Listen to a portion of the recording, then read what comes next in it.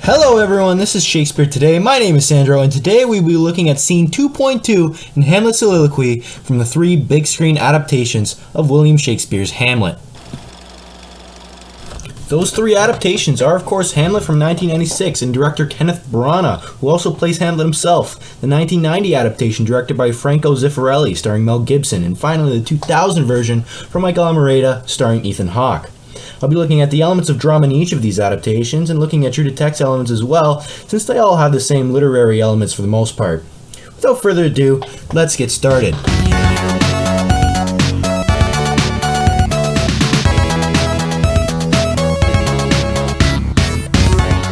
And I'm just going to say it straight up. As a movie fan and as a general spectator of all 3 scenes, my favorite is definitely the Ethan Hawke version, and let me tell you why. I say this knowing it's the least true to text adaptation of the 3, but who says it has to be? Nobody's going to win any awards doing something that has been done before. Being safe, boring, and all the same as everyone else does not translate to standing out among the masses, nor praise, nor success. The Ethan Hawke version has the most creative vision in both the entire movie and just this one scene. While I acknowledge that it has to make up for changing the most from the original Hamlet play, it frees the scenes and their relative settings or backdrops as well as the characters themselves to better represent the themes and tones of the plot and modify the aesthetic or cosmetics to better or more easily relate to audience members who maybe need to see this film and its message that would not be interested in a Hamlet play otherwise, or anything Shakespeare for that matter, and this scene is a great example of that. Hamlet's soliloquy in the Ethan Hawke version starts off with him alone in his own room. The immediate difference from the other 2 films is the colors and intricate use of lighting in this scene. The room's dark. The only light comes from the screen showing the other characters, as in Claudius, then the play that Hamlet makes himself on his own computer. This is significant as it shows Hamlet's mind and feelings visually. As Claudius on the screens and the play Hamlet is making are the only light in a dark room, they're the only things in Hamlet's mind in the moment. His hatred for the king and his situation and finding out if the ghost is from heaven or hell, which is what the play is used for.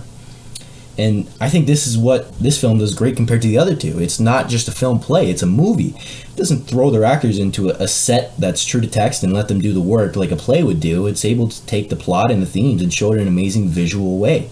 It's legitimately stuff like this that is made up in love letters to filmmakers, and in turn their love letters to the story and characters that they're representing in that movie.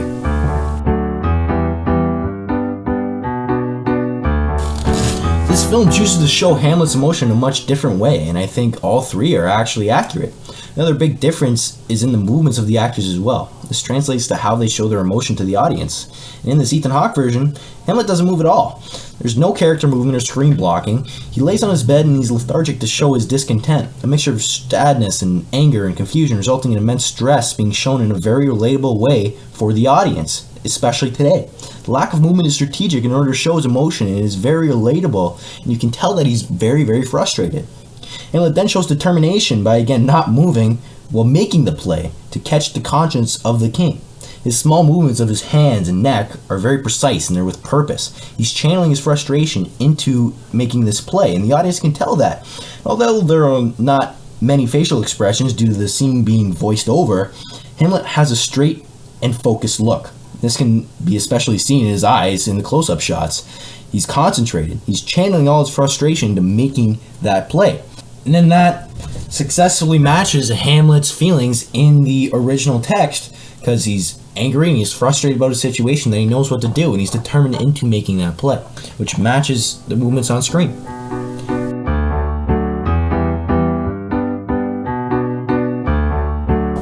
Now, looking at the other films, their usage of scenery, costumes, lights, and really just technical elements altogether are very much the same.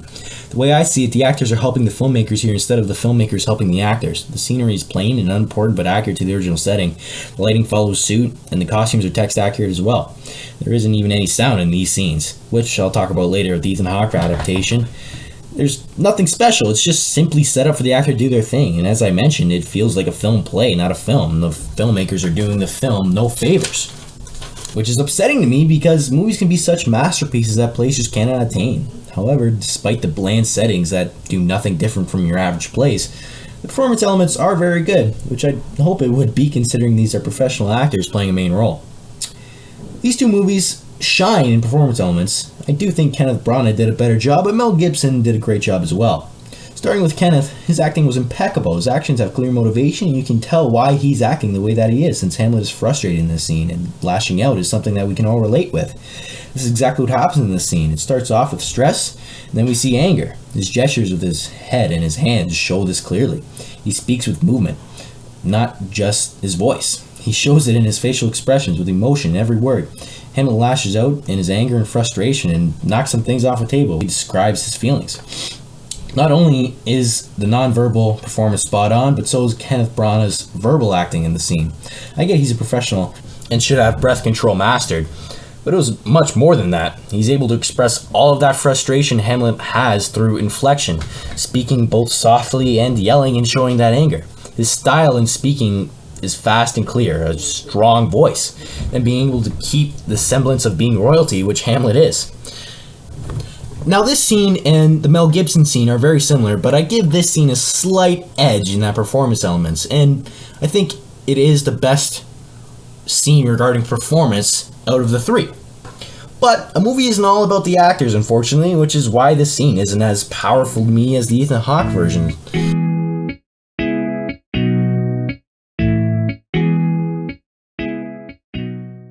On to what feels like The Forgotten Child, the Mel Gibson adaptation, which, based on performance elements, was also very good. You wouldn't expect an actor like Mel Gibson to be in this type of movie, yet he does a very, very good job. I put his performance at 1B with Kenneth's. His vocal expression and inflection match perfectly with Hamlet's feelings in the text, speaking how you would picture any frustrated or stressed individual. It feels genuinely authentic. Specifically in the way he almost sounds disgusted in some words and then yells later on. You can tell that he's very emotional. Mel Gibson does a great job at reflecting that. Even better yet is his non-verbal acting. His facial expressions in the eyebrow and the mouth, and his physical action to demonstrate that frustration, the throwing of the jacket almost falling over the top of the steps. In this scene, he moves the most out of the three, with Hamlet starting off on the ground level, away from people in a building, and then climbing the stairs to storm off in anger after seeing Claudius. Hamlet also has his idea pop into his head about the play spontaneously after seeing the players from his position in the scene, where the other two seemed like he knew he was going to make a play all along. Well, it's a great job showing that moment, the facial expression and slow movement, slowly peering at the players below, away from his head in his hands. This scene has a little more cinematographic finesse, with a little more lighting inside the building that Hamlet is standing in. And the scenery is actually the largest, with the players being outside, and you can see them as well as Claudius going inside. Other than Hamlet standing in darkness, it's another film play. However, it's very, very true to text, and I'd say overall it's the second most successful scene at demonstrating Hamlet's emotions out of the three. And all three are enjoyable and successful at their purpose.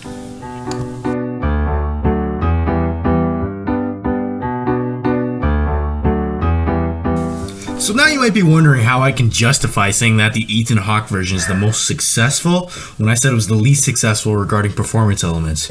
You might think I have contradicted myself because I was quite positive about the other scenes as well. But I've not yet spoke about the sound that is in this scene. I'm going to return to my movie fanboy mode for a second. Movies have the ability to take something or some text and add imagination to turn it from a 2D to 3D, even 4D, and that's exactly what this scene shows with its sound. It legitimately gave me chills. It was inspiring and just epic, and demonstrates Hamlet's feelings in his path going forward. It meshes perfectly with the actual speech, which isn't as loud as the others, but with every single bit of emotion. It's a style that matches the angstiest version of Hamlet, and subtle inflection going from a stressed whine to a strong and inspired chant. When mixed with the amazing camera work and the close-ups of Hamlet, it gives me chills every single time. Well, my producers let me know that I'm up for time. This has been an extra long episode of Shakespeare Today. I'm Sandro, and I hope to see you all later.